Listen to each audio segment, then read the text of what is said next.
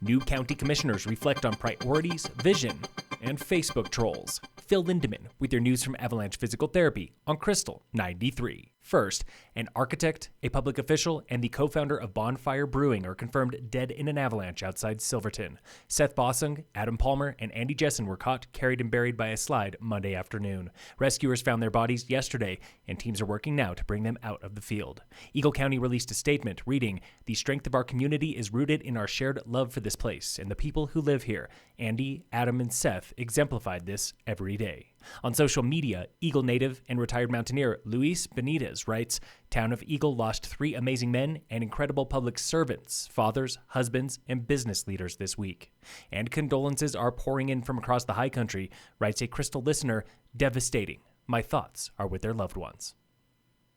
Governor Jared Polis has a big announcement tomorrow. Summit Commissioner Elizabeth Lawrence with the sneak peek. So we're certainly anxious to see what we're expecting, what the state is calling Dial 2.0. Again, we're committed to trying to get that information out there as soon as we can. No word yet on what this means for COVID restrictions and public health orders here in Summit. Just days after New Year's, the governor put all counties statewide under level orange, despite fluctuating caseload.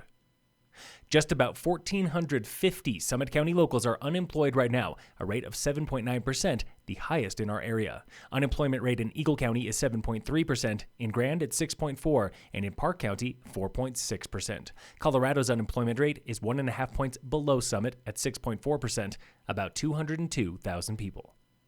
Yesterday, we reported on Hoosier Pass, where CDOT expects traffic to grow 35 to 37% in the next 20 years, bringing 1,300 more cars to Highway 9 every day. Other routes in Summit will grow slower, but add more vehicles. The busiest intersection in Summit, Highway 9 at Rainbow Drive in Silverthorne, is forecast for minor growth, up 2,000 vehicles per day to 28,000 in 20 years.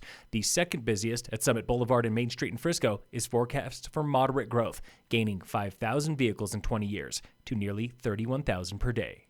3 Colorado legislators have reintroduced the CORE Act with the full support of Summit County. New Commissioner Josh Blanchard. We as a board of commissioners were excited to write a letter of support for that, and of course we support that, and we're looking forward to seeing how that plays out under a new administration. The CORE Act pairs environmental stewardship with economic incentive, protecting 400,000 acres statewide, including portions of the 10-mile range near Breckenridge and Camp Hale outside Leadville.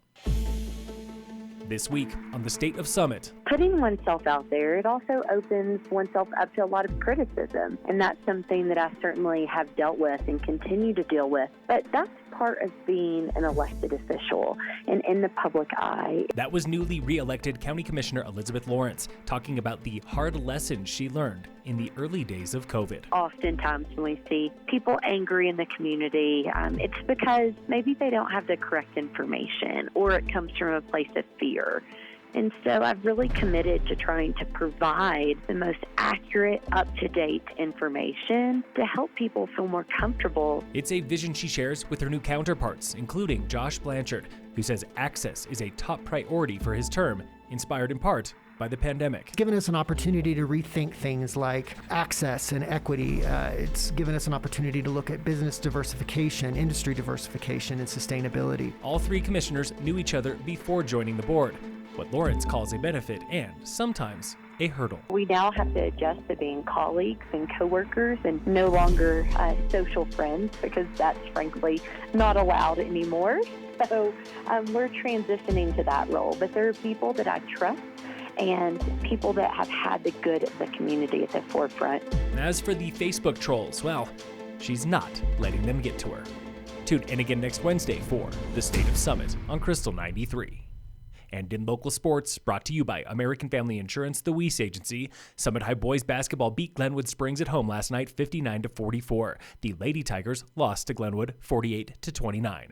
Basketball is back in action tomorrow for Rifle. Phil Lindemann with your news from Avalanche Physical Therapy on Krystal 93.